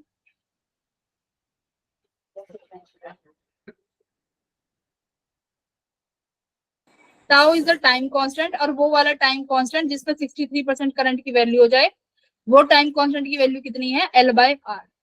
ठीक है, अगर सवाल आता है ऐसा ही कोई सा भी कि 63% पे मुझे बताओ कितना टाइम कांस्टेंट होगा, तो वो कितना टाइम होगा, एल बाय आर। बस ये याद रखो, टाइम कांस्टेंट की value this is L by R. चल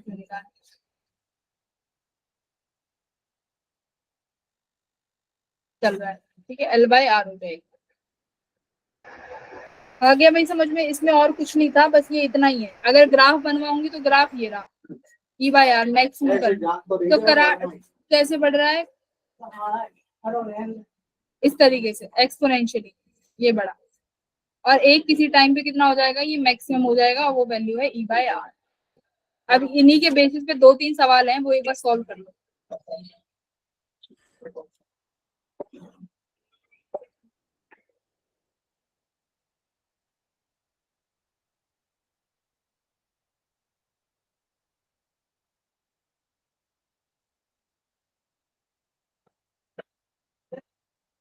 बताओ भाई।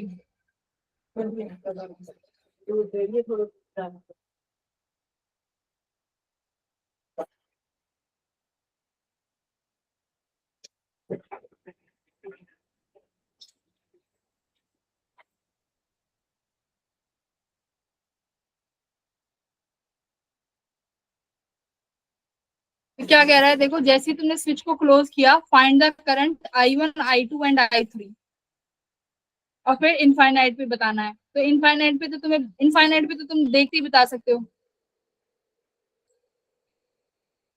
इनफाइनाइट पे तो इंडक्टर हटा दो।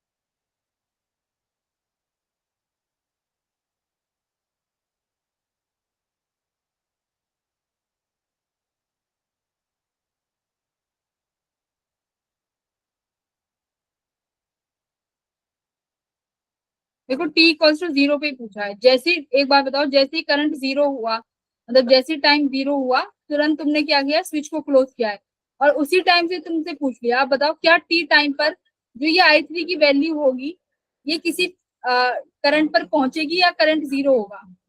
मैम उसी करंट तुरंत टाइम, मैम 0 हो जाएगा। उसी तुरंत उसी टाइम पे पूछा है, तो I3 कितना हो गया? 0। जीरो। क्योंकि हाँ, अब इसका मतलब जीरो टाइमिंग के लिए ये हटा दो, ये वाला इंडक्टर, ये वाली ब्रांच में ही करंट नहीं जाएगा क्योंकि इंडक्टर यहाँ ही करंट नहीं जाने देगा। ठीक है, यस मैम। तो तो करंट क्या हो जाएगा? मैम इन्फिनिटी पे भी 0 होगा। अभी चलो पहले टी जीरो के लिए करो, इन्फिनिटी पे भी आएंगे। T equals to zero, circuit किस तरीके से बनेगा? ये एक रेजिस्टेंस और एक ये रेजिस्टेंस और ये बैटरी। तो I1 किसके बराबर हो जाएगा? I2 के।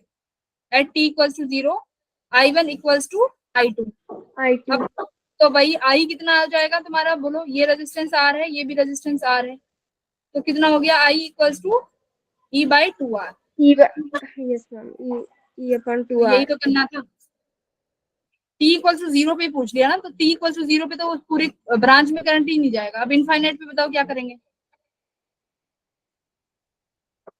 बस छोटा सा चेंज है, बस छोटा सा इनफाइनाइट के केस में।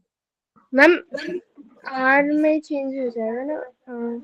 बोलो बोलो, दिमाग लगाओ, लगाओ। बहुत छोटू सा चेंज है। अब मुझे एक बार बताओ, क्या इनफाइनाइट टाइम पे CD ब्रांच में करंट होगा? Yes CD ma'am. ब्रांच है ना, लास्ट वाली ब्रांच, करंट होगा उसमें? इनिशियली तो पूरी ब्रांच में ही करंट नहीं है। देखो T इक्वल टू जीरो पे मैम, पूरी ब्रांच में करंट नहीं है। नहीं होगा इनफाइनाइट मैम। पर किसमें करंट नहीं होगा? Yes ma'am. या नहीं मैम होगा यस मैम। कर रहे हो? मैम नहीं होगा मैम, उसमें करंट। किसमें? मैम मतलब लास्ट वाले वो CD, ये है ना CD, देखो ये वाली ब्रांच है CD।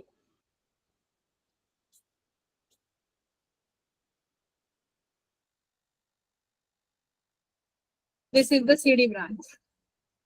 मुझे बताओ T इक्वल टू जीरो पे तो पूरी CD ब्रांच में करंट की वैल्यू कितनी थी? 0।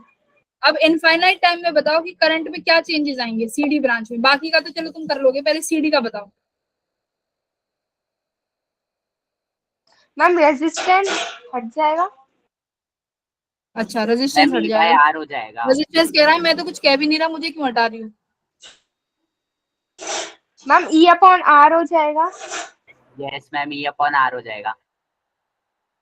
फाइनल केस में सुनो, पहले फाइनल केस में चुपचाप इंडक्टर हटाओ। मैंने क्या बोला था? इनफाइनाइट टाइम में इंडक्टर हटता है। तो सर्किट डायग्राम बनाओ। बिना सर्किट डायग्राम बनाए कुछ बोल रहे हो, कुछ भी बता रहे हो। Okay ma'am. Circuit diagram, circuit बनाओ, फिर देखो क्या आ रहा है।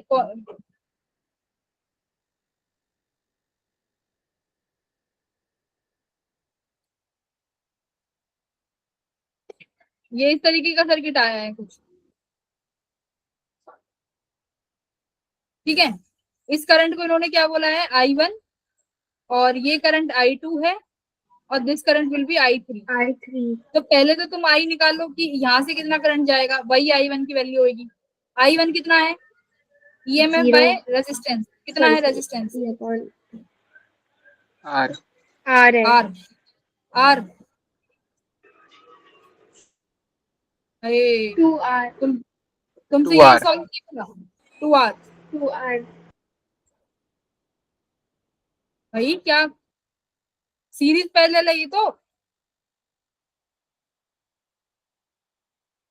ब्रांच में करंट निकालना है बस। I1 I2 की वैल्यू बता दो। ये भी R, ये भी R और ये भी R। बस मुझे हर ब्रांच में करंट बता दो बस। I1 I2 I3 की वैल्यू बता दो। अब तो इससे ज्यादा तो क्या ही कराऊंगी। Ma'am E/3R। हाँ, सिर्फ क्या करना है? R इक्विवेलेंट तो निकालना था। जब टाइम इनफाइनाइट हुआ, मैंने क्या बोला? जब टाइम इन्फिनिटी हो जाएगा तो इंडक्टर हटेगा। तो इस ब्रांच में तो करंट जाएगा ना, इंडक्टर हट जाएगा। क्यों? क्योंकि वो डिक्रीज नहीं कर पा रहा है कुछ भी, उसकी कुछ वैल्यू नहीं रह गई है। तो इंडक्टर हटा दो, आर तो रहेगा। आर को बेचारे को क्यों भगा रहे हो? राइट। अब इसका आर इक्विवेलेंट कितना आया? सीरीज पैरेलल में लगा दो। ये दो पैरेलल में हो गए R/2, और ये किस में हो जाएगा? सीरीज में। तो आर इक्विवेलेंट कितना आया? 3R/2। 2। तो यहाँ से आई कितना, जो करंट यहाँ से निकला जिसे ये I1 बोल रहे हैं, क्योंकि ये I1 पूरा करंट है, तो ये कितना हो जाएगा 3R/2। तो this is the total current. अब मुझे I2 और I3 की वैल्यू बता दो। 1 मिनट नहीं लगना चाहिए, देखते ही बता दो, इतनी प्रैक्टिस हो जानी चाहिए अब तक तो। I2 I3 देखो मैम I2 तो I1 के बराबर ही है ना। है, मैम 2E अपॉन 2E/R। ये I2 है और ये I3 है। सर्किट देखो, मेन सर्किट, ये सर्किट, ये अच्छा I1 okay equal ma'am. Two no, ये मैम, I1 इनकी इक्वल बात टू बेकार हो I2 इस जाएगी टाइम ना। पे था 0 पर, ओके मैम। 0 टाइम पे था वो, क्योंकि इंडक्टर हट गया था, ये पूरा ब्रांच हट गया था ना। तो ये देखो, अब तो ये करंट जो यहाँ से आएगा वो यहीं से पास होगा। क्या यहाँ पे सेम हो रहा है? अब तो करंट डिवाइड हो रहा है। Yes ma'am. ये I2 इधर गया, ये I3 इधर गया, करंट डिवाइड हुआ। पर देखो दोनों रेजिस्टेंस की वैल्यू क्या है, सेम है, तो करंट कैसे डिवाइड होगा, equal. Yes ma'am, half half. यहाँ पे I2 इक्वल टू I3 हो जाएगा कितना, E/3R। 3R। ये था, कुछ नहीं है, बताओ। समझ कॉन्सेप्ट, इस क्वेश्चन से कॉन्सेप्ट तुम्हारे क्लियर हो जाएंगे। T इक्वल टू 0 पे पूरी ब्रांच हटी, क्योंकि कंडक्टर ने करंट जाने ही नहीं दिया रेजिस्टेंस पे। पर इनफाइनाइट टाइम पे क्या हुआ, रेजिस्टेंस में, ब्रांच में करंट जाएगा, पूरा करंट जाएगा, क्योंकि इंडक्टर का कोई काम रहा ही नहीं। ठीक है, एक क्वेश्चन और करो फटाफट, ये वाला।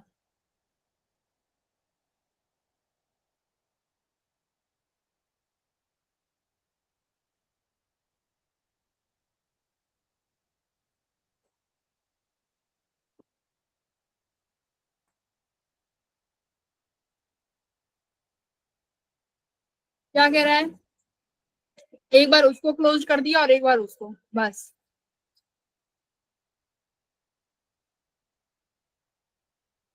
इस क्वेश्चन के बाद अपने मॉड्यूल्स निकाल लेना, मैं कुछ क्वेश्चंस बताऊंगी, वो क्वेश्चंस सॉल्व करने हैं तुम्हें।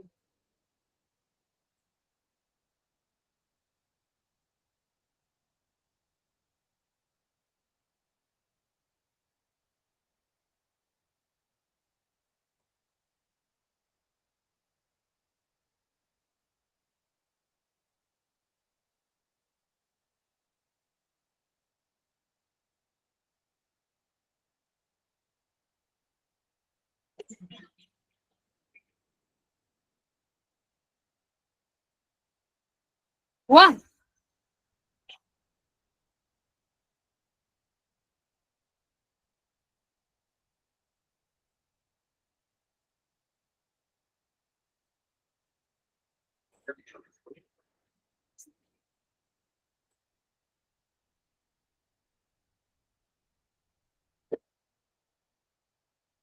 मैं इसका आंसर मैं बताऊं, 2 लाइन का है बस।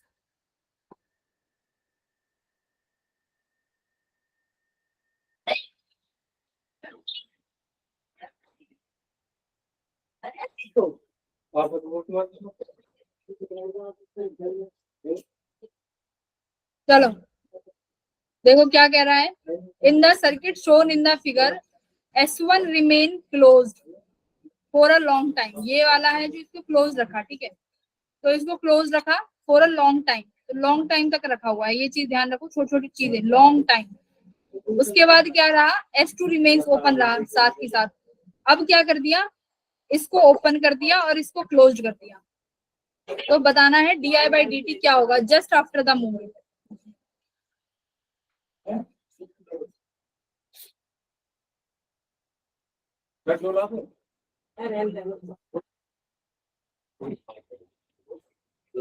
बोलो,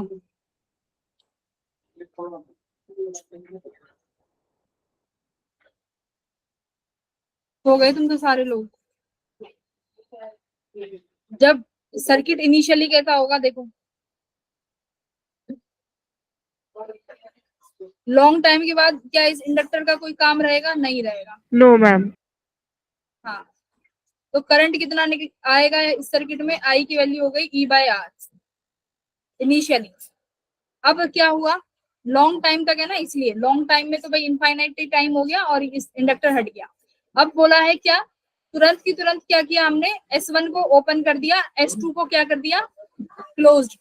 तो S2 है S2 रिमेन्स कहाँ गए, S2 कहाँ है, ये रहा। अब S2 को क्लोज कर दो और S1 को ओपन कर दो। अब निकालो कि find out the di by dt just after that movement. तो अब देखो, इसका मतलब अब ये वाली ब्रांच तो ओपन है और इसमें से करंट केवीएल लगा लो एक बार इस वाली ब्रांच में। इसका मतलब ये इस ब्रांच का तो कोई काम रहा ही नहीं। अब ये वाली बैटरी से करंट शायद आएगा, ठीक है, और इस वाली ब्रांच में तुम केवीएल लगाओ।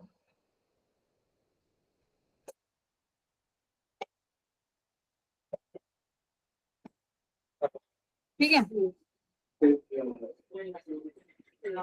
ये वाली ब्रांच तो हट गई ना। अब देखो ये तो ओपन है, तो इस रेजिस्टेंस का करोगे क्या, करंट इसमें तो लूप पूरा होगा ही नहीं करंट। तो करंट यहाँ तक ही पूरा क्लोज लूप है, तो इसी लूप में तुम्हें केवीएल लगाना है। नेगेटिव से पॉजिटिव 4e और नेगेटिव से पॉजिटिव। करंट की डायरेक्शन कहाँ है भाई, तुमने कहाँ दी थी करंट की डायरेक्शन?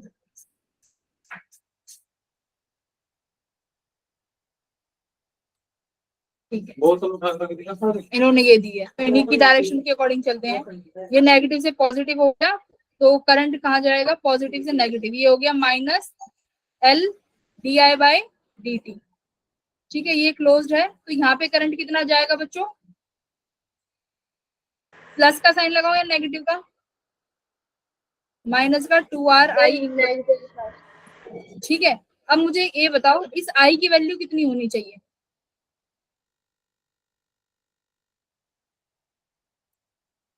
सर्किट में करंट की वैल्यू देखो। करंट की वैल्यू, ये I करंट है ना, ये करंट I कहाँ से बना हुआ होगा, ये वाला। तो अभी यहाँ पे I की वैल्यू लिखो क्या, E by R रखो, I की वैल्यू E by R रखो, जो तुमने KVL लगाया है यहाँ पे।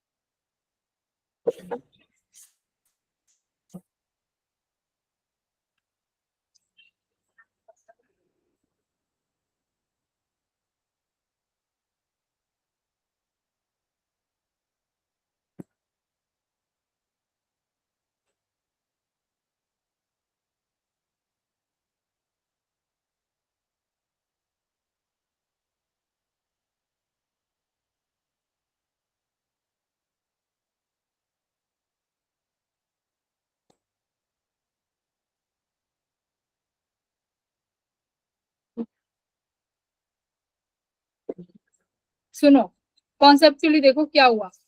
जैसे ये करंट ये वाला तुमने ओपन कर दिया, ठीक है, इंडक्टर से करंट फ्लो कर रहा था इनिशियली, कितना करंट फ्लो कर रहा था, I।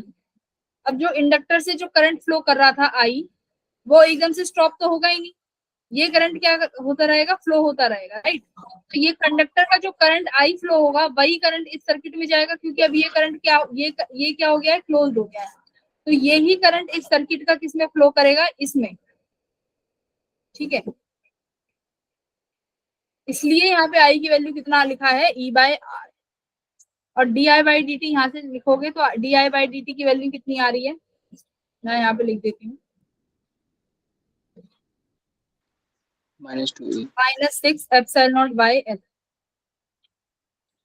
बोलो,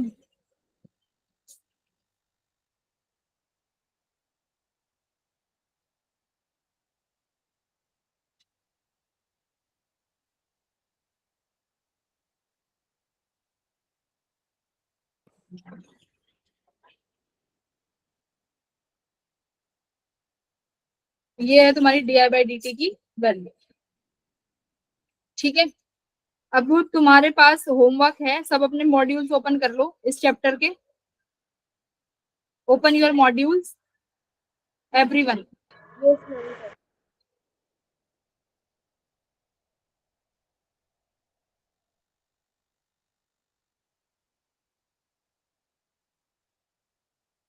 प्रिंटेड मॉड्यूल्स, तुम्हें पीडीएफ मिली हुई होगी ना मॉड्यूल्स की? यस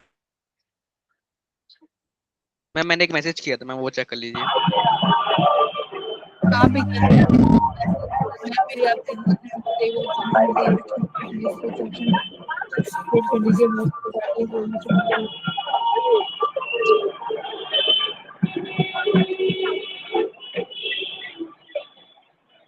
देखो, तुम्हें BO3 वाली जो शीट है ना, तुम्हें क्या करना है, तुम्हें डेट वाइज तुम्हें ढूंढना है कि आज क्लास हुई है तो उसकी डेट लिखी हुई होगी।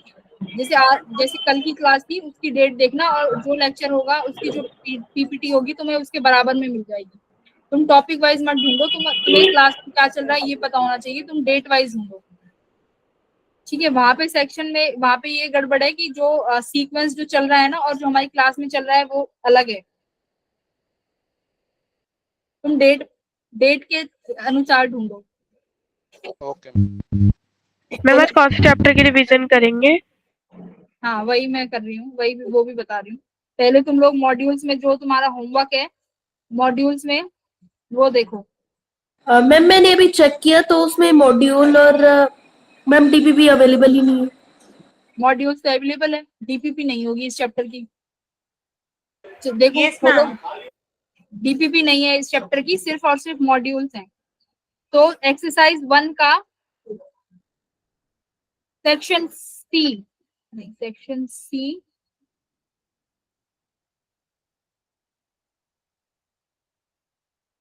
चलो सेक्शन सी नहीं है तो तुम कर सके, सेक्शन जी करना है। एक्सरसाइज 1 का सेक्शन जी, सेल्फ इंडक्शन सेल्फ इंडक्टेंस ये है इसमें, ठीक है।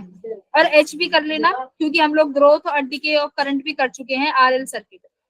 तो टोटल तुम्हारे पास 6 क्वेश्चन इसके और 6 क्वेश्चन इसके, 12 सवाल हैं बस, ठीक है। ये करने हैं तुम्हें। मैम वो ओपन नहीं हो रहा।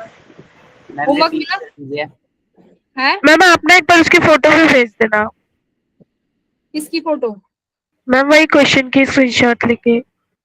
नहीं, तुम एक्सरसाइज 1 ढूंढो, उसमें एक्सरसाइज 1 मैम डीपीपी ये लिखा है वीडियो सेंड कर सकती हो? मैम मैग्नेटिज्म से नीचे वाले डीपीपी है ना उसके लिखा है ईएमआई, मैग्नेटिक फील्ड नहीं, ईएमआई। यस मैम ईएमआई वाली हाँ। ईएमआई वाली खुल नहीं रही है। हाँ तो उसका सेक्शन एफ और सेक्शन जी करना है। मैम वो खुल नहीं रही है। This sales content volume this validation rule लिखा है। मैं एक सेकंड में ओपन करती हूँ, स्क्रीन तो है ही ना, ये रहा। यस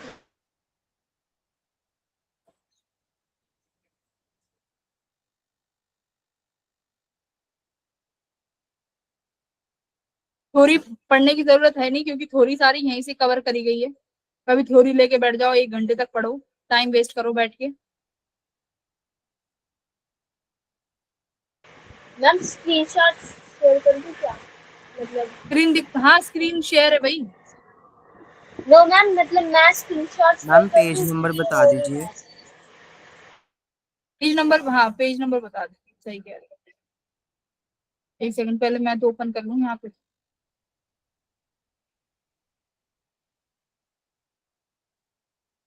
देखो तुमने जितना अच्छे से ये चैप्टर कर लिया है ना, मुझे नहीं लगता अब इससे ज्यादा तुम्हें कुछ और कोई करा पाएगा, और तुम्हें इससे ज्यादा जरूरत भी है।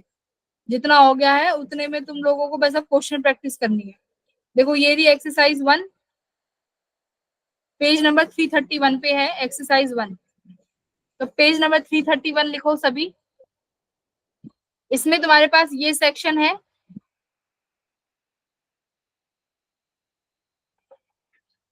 मैम कौन कौन से सेक्शन?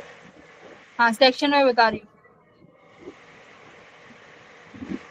एक तो ये जी वाला करना है, self induction self inductance and density, self density, ठीक है। सेक्शन जी। सेक्शन जी के बाद तुम्हें करना है सेक्शन एच, ये जिसमें ये है ये आरएल सर्किट वाला। बस दोनों में 6-6 सवाल हैं, 12 सवाल हैं, आराम से कर लेना, ज्यादा टफ भी नहीं है। मैम एक रिक्वेस्ट थी। हाँ बोलो। मैम ये आप मॉड्यूल ग्रुप में सेंड कर सकते हो हिमाचल वाले? हाँ मैं ग्रुप में भी सेंड कर दूंगी मॉड्यूल, ठीक है। Thank you ma'am. अभी अब एक काम करते हैं, तुम्हारा 4 अगस्त को टेस्ट है ना, ठीक है? Yes ma'am. तो अभी तुम्हारे दोबारा सिलेबस 28 को भी है शायद। मैम 28 को भी है शायद। नहीं, जो मेजर टेस्ट जो तुम्हारा है फुल FST, जो मेजर टेस्ट होगा जो 4 अगस्त को है शायद, उसमें देखो क्या क्या आएगा सिलेबस। क्लास 11th के 6 चैप्टर आएंगे फ्रिक्शन तक, ठीक है? Okay ma'am. टेस्ट हाँ, प्लानर और सर ने शेयर कर रखा है, उसमें उसमें चैप्टर्स वगैरह बता रखे हैं कि क्लास 11 के भी आ रहे हैं, और आप जो करवा रहे हो शायद। 12th के कौन कौन से हैं बताना। मैम एक सेकंड चेक करके बताती हूँ। क्लास 12th का बताना कोई सिलेबस कितना है।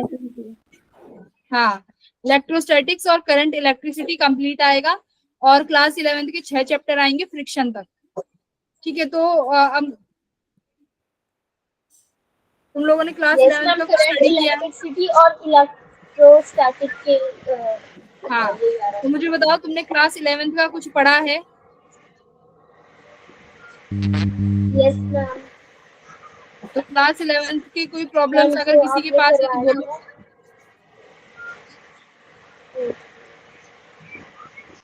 क्लास 11th की कोई प्रॉब्लम है तो बोलो। हाँ बोलो। मैम आपके पास शॉर्ट नोट्स हैं? हाँ, मैंने देखो शॉर्ट नोट्स अपलोड करे हैं। अगर तुम यहाँ पे जाओ BO3 वाले में जाओ, वहां पे मैंने अपलोड किया है आज, चेक करो एक बार। अभी माइंड मैप्स करके डाला है मैंने, चेक करो BO3 में। माइंड मैप्स चेक करो सभी।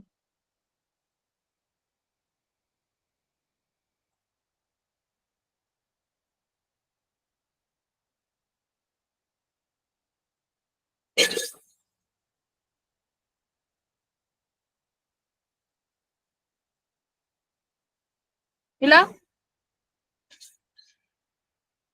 यस मैम मिल गया। हाँ, तो G11 में जाओगे, वहां पे तुम्हें फिजिक्स में यहाँ पे माइंड मैप्स मिलेंगे।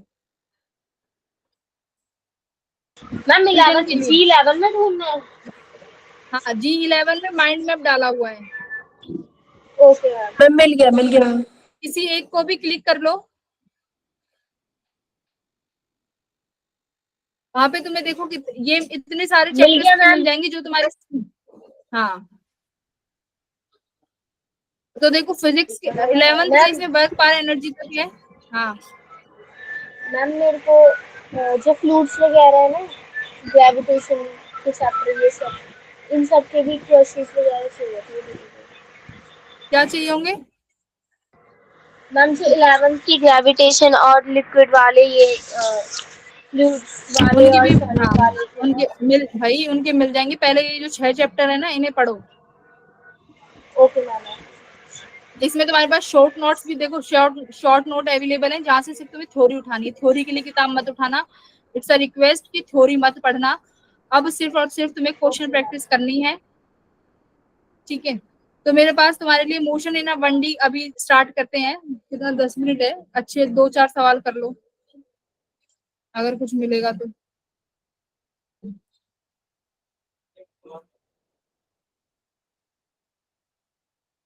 अब तुम लोग भी ना एक काम करना, जैसे जैसे प्रैक्टिस करोगे ना,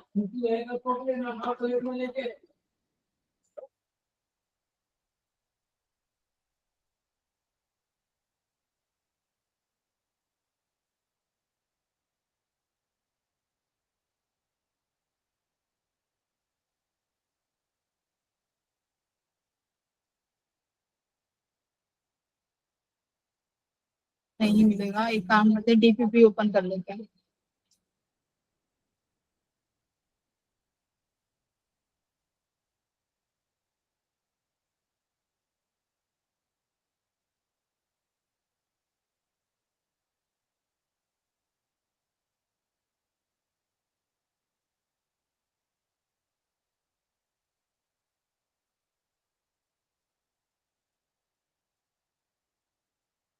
तो इनकी DPPs कर लेंगे, वही इनफ रहेगा। 15 मिनट में तुम लोग भी कोशिश करना कि घर पे कर पाओ, और उन्हीं को क्या करेंगे, हम लोग यहाँ रिवीजन करेंगे कि कौन ओके से मैम। क्वेश्चन करें। ग्राफ वाले क्वेश्चन कर लेते हैं।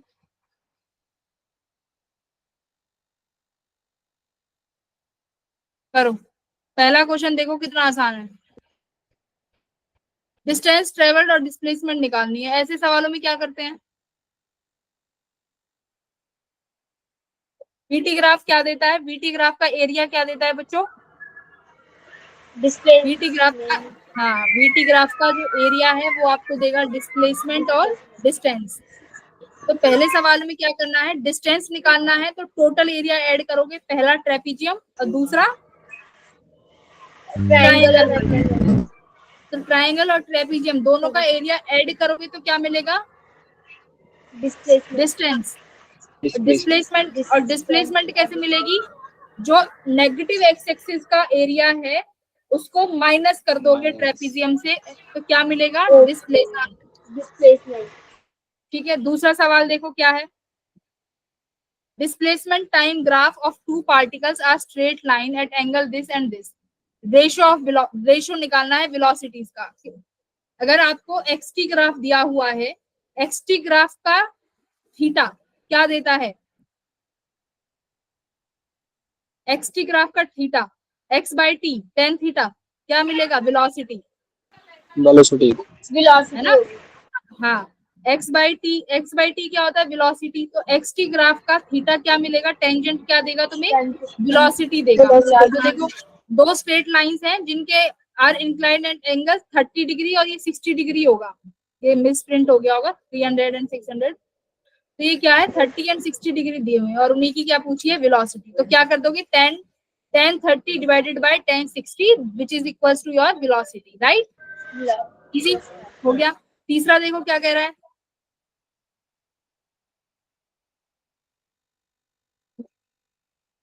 The variation of velocity of, ऐसे देखो करके ना कॉन्सेप्ट भी रिवाइज हो जाएंगे और हमारा टाइम भी वेस्ट नहीं होगा। तीसरा देखो क्या कह रहा है, variation of velocity moving along straight line the distance ट्रेवर्स bye the body in 4 second. अब तुम्हें सिर्फ क्या निकालना है, 4 सेकंड तक जो डिस्टेंस उसने ट्रेवल करी है वो निकालना है। कैसे निकालोगे,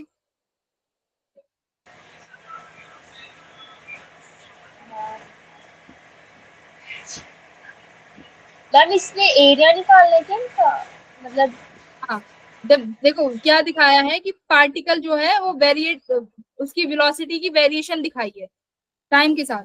अब उसने पूछा था distance traversed by the body in 4 second. तो 4 सेकंड में बॉडी ने कितना डिस्टेंस ट्रेवल किया ये बताना है।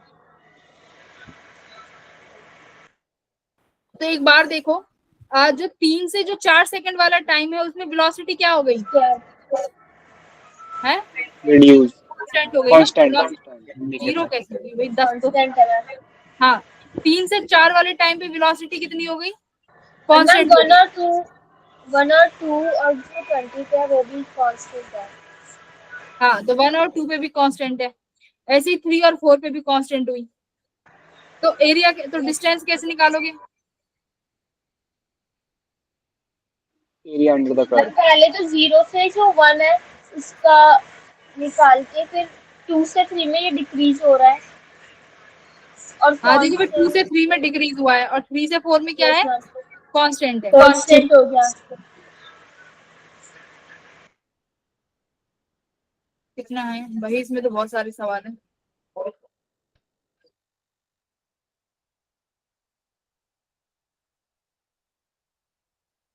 ये भी देखो, ये 5th वाला भी इजी है। पोजीशन टाइम ग्राफ दिया हुआ है ए और बी कार का, तो पूछा है कौन सी कार फास्ट चल रही है या कौन सी कार सेम वेलोसिटी से है। तो एक्सटी ग्राफ क्या देगा, थीटा। तो बताओ कौन सी कार फास्ट चल रही है, मैम ए। पोजीशन और टाइम ग्राफ है।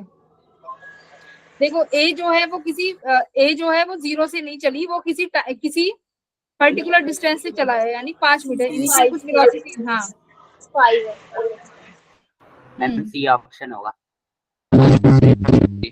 मैम ए बी थीटा तो मुझे किसी का पता ही नहीं है, थीटा तो पता ही नहीं। ऑप्शन बी होगा। बी कैसे हो सकता है मैम क्योंकि दोनों तो कांस्टेंट है, बट वो 0 से स्टार्ट मींस मैम देखना पड़ेगा इस साइड। एक बार डी ऑप्शन देखो, both car have non zero positive acceleration. क्या दोनों पार्टिकल एक्सीलरेट कर रहे हैं? No ma'am, no. डी तो हो ही नहीं सकता, No, डी तो हो ma'am. ही नहीं सकता, एक्सीलरेशन है ही नहीं। सी देखो, क्या दोनों पार्टिकल सेम वेलोसिटी से मूव कर रहे हैं? Yes ma'am. Yes, ma'am. दोनों पार्टिकल कैसे मूव कर रहे हैं सेम वेलोसिटी से? क्या थीटा सेम होगा तभी Yes, सेम ma'am. वेलोसिटी से मूव करेंगे। ठीक है, और ए और बी क्या कह रहा है कि दोनों के थीटा अलग अलग हैं।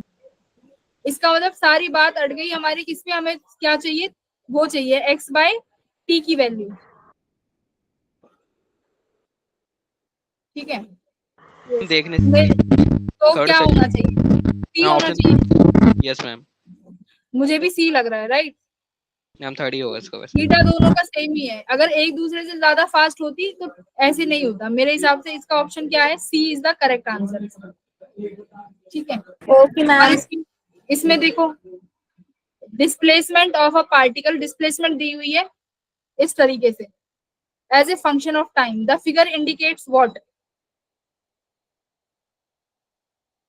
The particle start with certain velocity but the motion is retarded and finally the particle stops.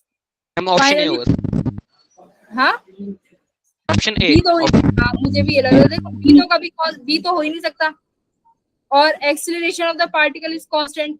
VT graph, ये कौन सा ग्राफ है, एक्सटी ग्राफ, तो Ma'am. एक्सीलरेशन भी कांस्टेंट नहीं है, क्योंकि एक बार देखो पहले इंक्रीज हुई है फिर डिक्रीज हुई है, और particle start with constant velocity. Constant velocity भाई ये भी ठीक है, देखो स्टार्टिंग में तो कांस्टेंट ही है, और द मोशन इज एक्सीलरेटेड, हाँ भाई एक्सीलरेट भी हुआ है, and finally the particle moves with another constant velocity. यही गड़बड़ हो गई लास्ट में, विद अनदर कांस्टेंट वेलोसिटी। तो मोस्ट एप्रोप्रिएट आंसर इसका क्या है, ए। ठीक है, तो ए इज द करेक्ट आंसर। बस यही है, और कौन से क्वेश्चंस बचे? ये वाला देखो, इसमें क्या है, पोजीशन टाइम ग्राफ है एक ऑब्जेक्ट का जो स्ट्रेट लाइन में मूव कर रहा है, वेरीज विद टाइम टी। पूछा है किस पॉइंट पे जो एक्सीलरेशन है वो ग्रेटेस्ट हो। एक्सटी ग्राफ में अगर पोजीशन निकालनी है तो कैसे निकालते हैं? मैंने तुम्हें बताया था कैसा ग्राफ आता है एक्सटी ग्राफ में, हाइपरबोला और पैराबोलिक ग्राफ आता है। तो किस पॉइंट पे ज्यादा होगी acceleration? Ma'am D point, D पे। हाँ सिंपल सी बात है, डी पे ही ज्यादा होगी, या ए पे हो सकती है, बट ए में क्या है, वो रिटार्डेशन है, वो नेगेटिव में जा रही है, रिटार्डेशन है। हाँ वो डी पॉइंट पे क्या होगी, तो Magnitude negative आएगा। सबसे ज्यादा है। ठीक है, तो एक बार इन क्वेश्चंस को कर लेना, 5-6 क्वेश्चन है, तुम्हें 10 मिनट भी नहीं लगेगी करने के लिए। तुम्हारे पास इसका तो एक्सेस होगा ही डीपीपीस का, और अगली क्लास में कल भी तो हम इसी के कुछ टॉपिक डिस्कस कर लेंगे। ठीक है, ओके मैम। Okay ma'am. चलो bye bye everyone. Thank you ma'am. Good evening ma'am. Evening ma'am, bye ma'am. Bye bye, good evening. Good evening ma'am, bye. Good evening ma'am.